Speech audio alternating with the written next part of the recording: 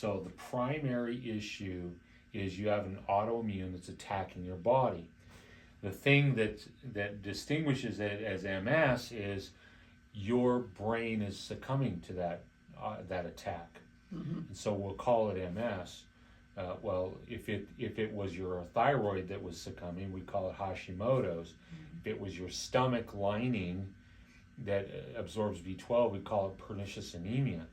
In the end, it's still autoimmune. So got to stop the autoimmune, got to stop the inflammation that's being created. That's step 2, and that.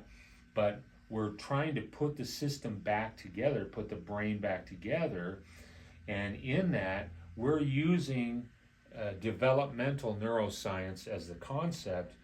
We know how the brain develops. And basically, there are 5 levels of development.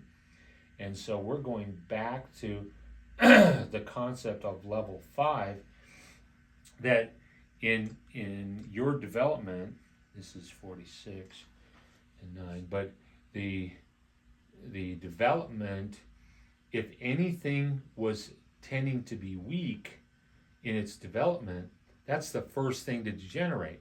But also it's the cells that are the weakest. So in an autoimmune disorder problem, those are going to be the cells that are the most vulnerable.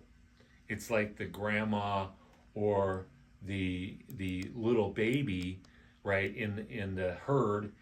The lioness is not going to go after the big bull. She's going to take grandma, right?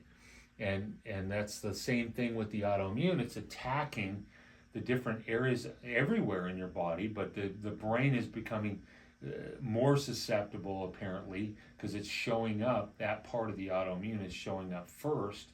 And so we're going back to the developmental system and saying, okay, we know that you have a weaker left brain, stronger right brain, and so we're going to use that developmental concept. And what is developing in level 5, we know what's going to be developing and underdeveloped. We also know what is going to be the compensatory overdrive to compensate for that problem.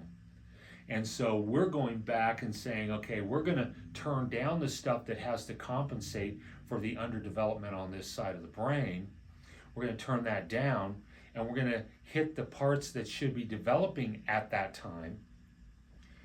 And in that, we're going to boost the system in the appropriate way from the developmental concept. Now, that probably made no sense, but it is really cool. It's really cool. What's your name? Jennifer. Does that feel easier? Yes. Can you hear it? It's more crisp, more clear. And one of the biggest things that I look for is it sounds like it's happening with greater ease. Yeah.